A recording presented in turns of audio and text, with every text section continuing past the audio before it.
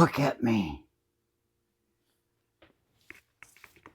I know you look at a guy like me, especially if you're watching some of the things I say, and you think, well, this fucking guy's out of his mind and he's a hazard to society. But if you listen to the end, sometimes you'll see what I'm getting at. And the thing is, I've talked about, stopping and helping people, pushing their cars out of the street.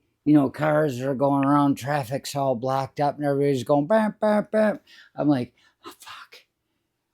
I get this fucker out of the street. So I'll park and I'll push their car. There was a girl trying to get kind of uphill in Kalamazoo in the ice. There had been an ice storm thing. It was just the roads were, and she was, and I was coming by and I stopped and I looked. I said, what the fuck is going on? And the cop's standing there and he said, she's stuck. We're going to have to get a wrecker or something. And I said, well, I'll just push her.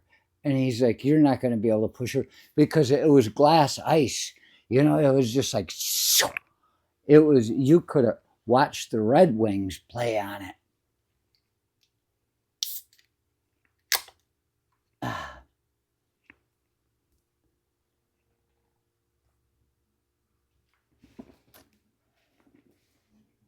But I got back behind that car and I said, just drive.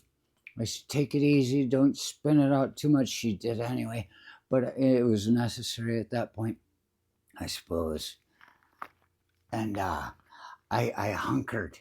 You see, I'm sitting with my knees like this. I hunkered. And I got a hold of the back of the car and I just planted my feet flat down straight at a perpendicular angle to the earth. And I sucked gravity out of the earth. And she started going. I was just like, with the strength of one man. And it got moving. And I was able to take another step. I was glued to the ground. The ice couldn't even get me. And that girl got in and that cop just looked at me and got in his car and took off. Tell me I can't fucking do something. Why don't you try? At least I did that. I tried, god damn it. At least I did that. I suppose that's just helping someone for no reason whatsoever. Well, you know what?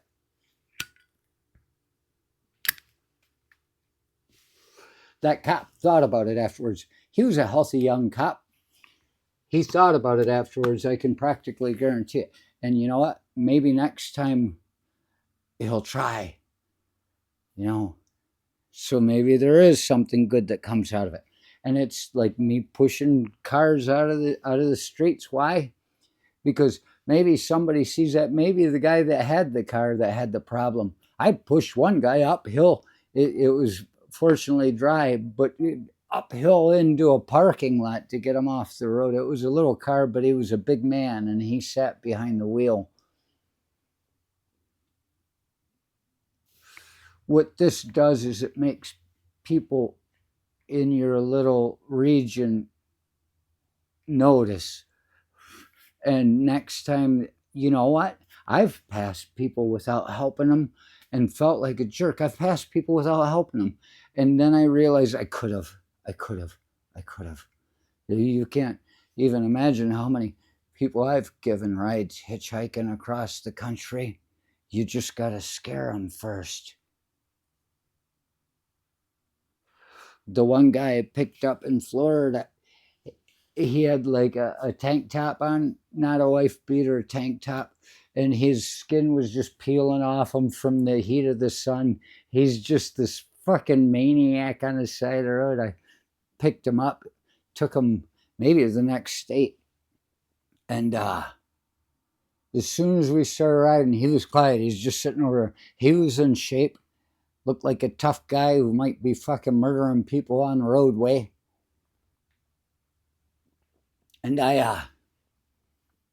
Immediately as we're driving and we hadn't been talking, I looked and there were orange plastic bags on the side of the road. I swear it was Florida. And I said, look at that. It's stuff that people picked up, community service, whatever they do, or some people do it for fun. I said, look at that. I said, you chop the bodies up, put them in a plastic bag, and the state comes and picks it up. And he just looked, I saw his whole head cranked at me. And he just looked at me and looked straight forward again. And we didn't talk a lot. But where I was dropping him off, I bought a lottery ticket. And I won like $35 or something. He's like, hey, you think you could give me like $5 of that or something? You're pretty lucky. I said, no, I need it for the trip. So that's the kind of guy I am. This is the kind of guy you look at and you go, this guy's not doing anything for anybody. And even that, see, that guy doesn't know who he's getting in the car with. I think I even mentioned something about the trick to traveling is you carry a knife under the seat. I forgot that. Didn't have any problem with him. So all these things I do to help people, it's kind of a coming around, going around thing. Everything. I'm starting to realize every damn thing. I was trying to say that guy wasn't anything I did other than a favor, but no, it was self-serving. Fuck with his mind a little bit. Everything we touch is actually important. Isn't that something? And how it comes back to you when other people start doing that, or even if you don't need the help yourself, but they see somebody stalled in traffic way up your path that you haven't even gotten to yet, and they push them out and traffic is moving fine when you go through. That's the way things work.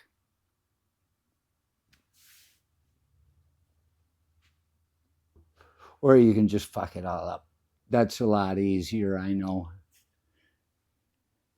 Little bit of guilt and a fucking ham sandwich when you get home, you're gonna be okay.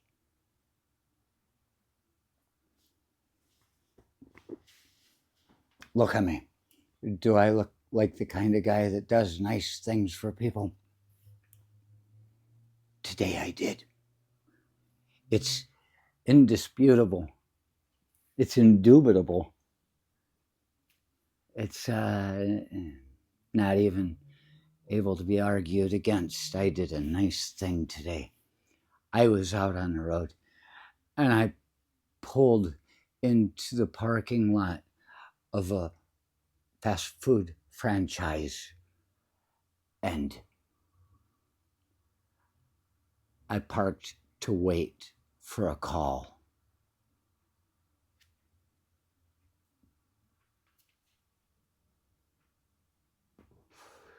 So I'm just sitting there and I've got Thomas Paine's Common Sense that the step Danny gave to me just to give to me because she went to a bookstore with her boyfriend and she thought of me.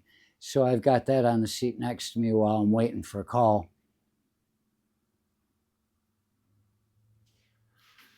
And I'm starting to read that and I look and there's this woman up off the handicap parking lot space area that's right there going into the doors, and she came to a halt and she was just standing there and she's at the curb, the 6-inch curb you got to step up onto, and she's just standing there and doing this, and she's not, this is exactly what she's doing.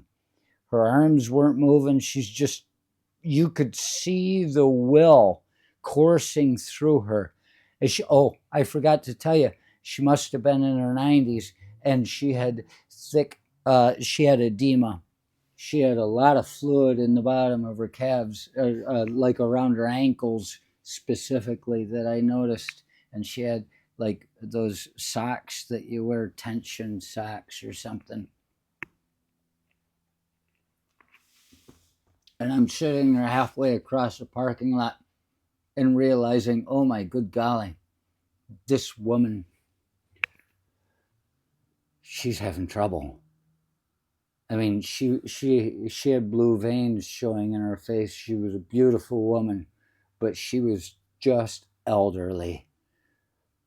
And she's still going. And I'm wondering how she got out there by herself. I thought, did she pull up when I wasn't looking? I should be paying attention to my surroundings.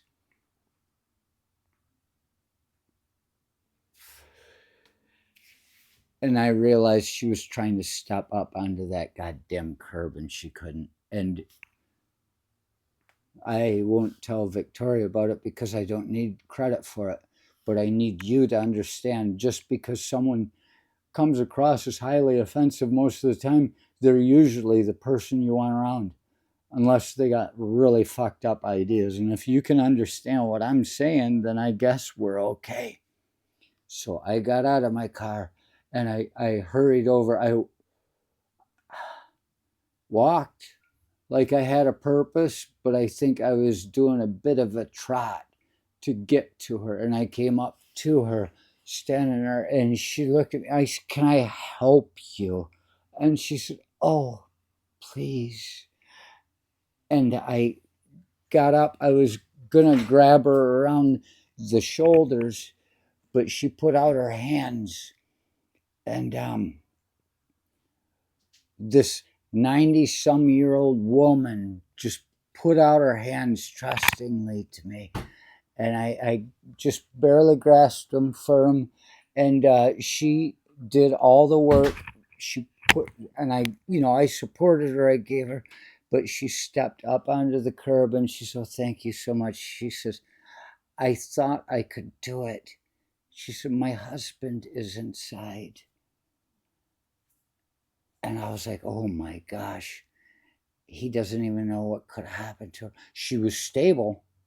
She just could not make that step up. And she wasn't even trying, like putting herself in a position. She was pulling forth the will to do it. And she was kind of failing.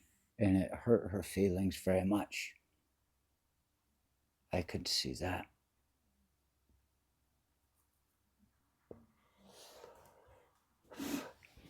So I decided to go in and use the toilet after I helped her in. And came out and decided to grab something to eat.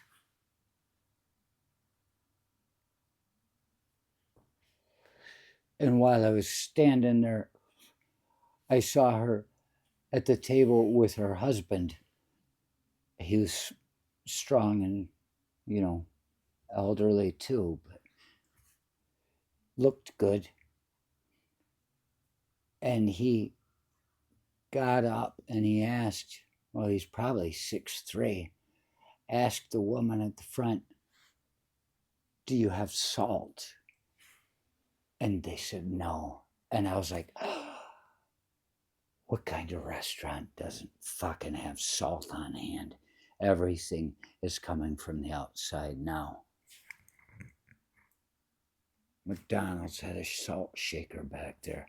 You could give her some salt. They had salt packets. You could salt your own quarter pounder. Ketchup only. Cooked under the clam.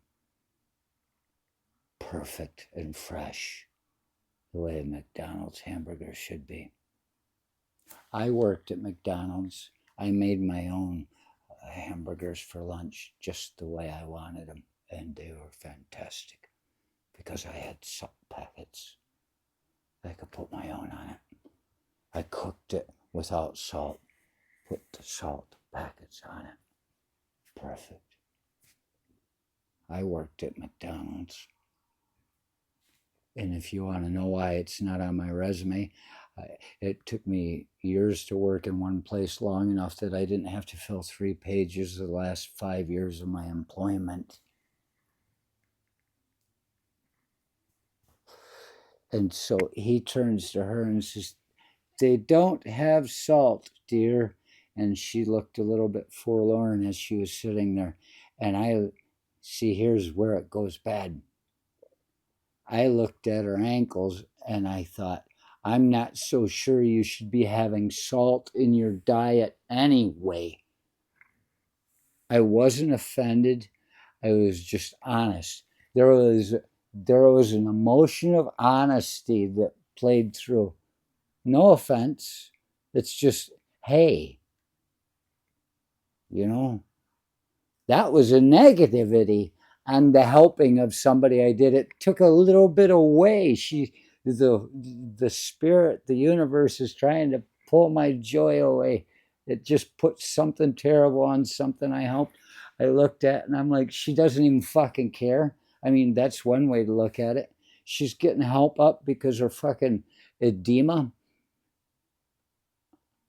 Big fucking deal. She's 90. If she didn't have the edema from eating salt,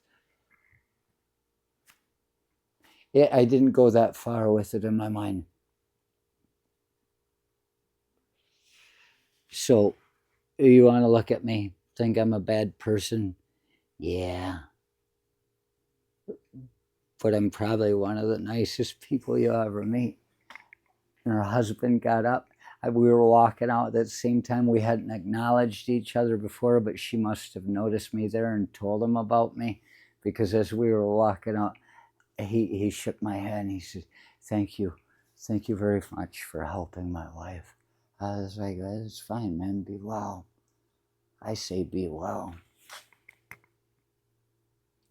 Look at me. Do I look like the kind of guy you'd want helping you? Too bad I might be the only one that is.